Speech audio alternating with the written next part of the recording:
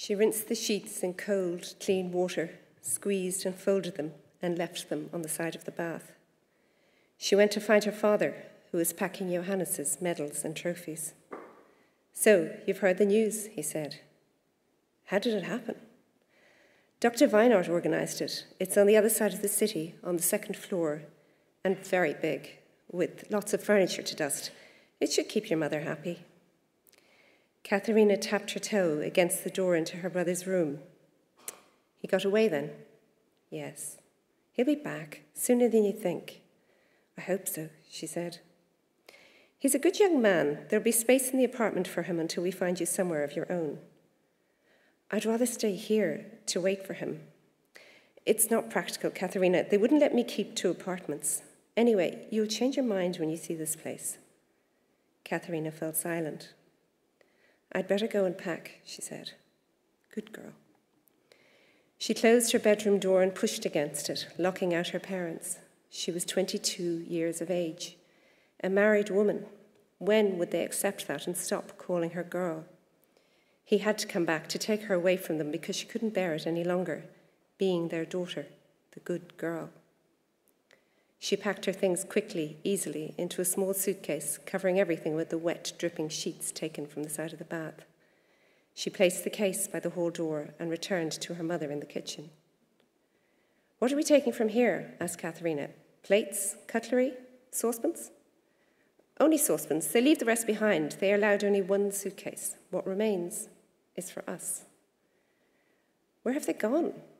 "I don't know. East, I think. Out, anyway. Here, take this." She handed over Johannes's favourite mug, dark brown with a heavily moustached man etched into its side. "He would never forgive us if we left it behind. And take his ashtray too." The hall filled quickly with boxes and suitcases. "I think we're ready," said Mrs. Spinell. "Mr. Ewald is lending us his cart." "Will you miss it, Mother?" "No, not a bit." They stacked the grocer's cart and pushed it until the streets grew quieter and wider.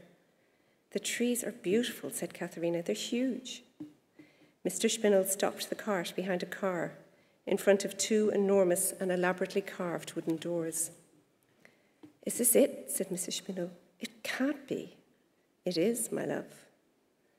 They stepped into a large hall, its ceiling heavy with white sculpted plaster. Mr. Spinell rubbed his shoes against the back of his legs and stepped onto the red patterned carpet covering the staircase. The women followed. Katharina squealed at its softness. Her mother bent down to touch the rails and rods. Solid brass, Gunther. They climbed 3 abreast to the second floor, uncertain whether to turn left or right. "The key is in the door," said Mr. Spinell. "I can see it," said Katharina. "We're on the right." She turned the key and they entered a square hallway with a gilt-edged mirror and a white marble bust.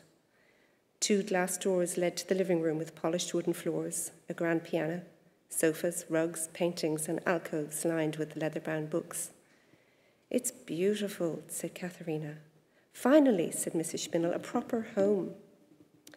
The 2 women threw off their shoes and rushed around the apartment, laughing as they opened doors onto enormous bedrooms and balconies. The kitchen drawers were stacked with equipment for slicing and beating, and the cupboards filled with starched linen sheets, tablecloths, napkins, and huge soft towels, still perfectly white. "They had everything," said Katharina. "While we had nothing," said Mrs. Spinell. They converged again on the living room, telling Mr. Spinell about the bathtub big enough for 2, but he was focused on the alcoves, cursing loudly and throwing books onto the floor. "Rubbish, rubbish, these will have to go before we can sleep a night in this house." Katharina chose the bedroom furthest from the kitchen, with a balcony overlooking the small but richly planted courtyard. She opened the large mahogany wardrobe and tried on the silk dresses and linen skirts, but none would fit. The shoes were also too small, so she settled for some cardigans, shawls, and a long fur coat with matching hat that she wore into the living room. "Any jewellery?" asked Mr. Spinell. "No," said Katharina, "not that I could see."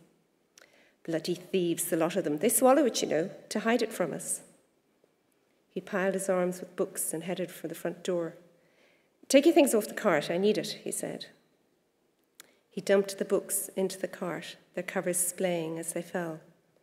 "Wait here, I'll fetch the rest. Make sure nobody takes any of them. They're corrosive, every one of them."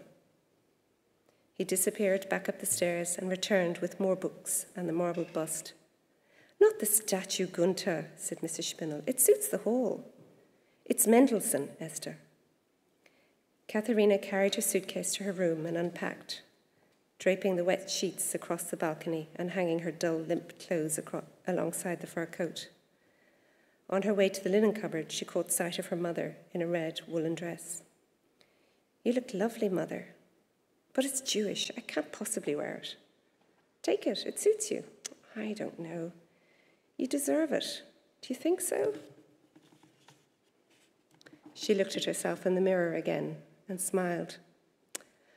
"I suppose I do, but I'll wash it first and disinfect it." When Mr. Spinell returned, the three of them sat at the polished dining room table. "It's our turn now," said Mrs. Spinell. "Our turn at the good life." "I think I'll take piano lessons," said Katharina. "A fine idea," said her father. "It's about time we had a musician in the family." Thank you.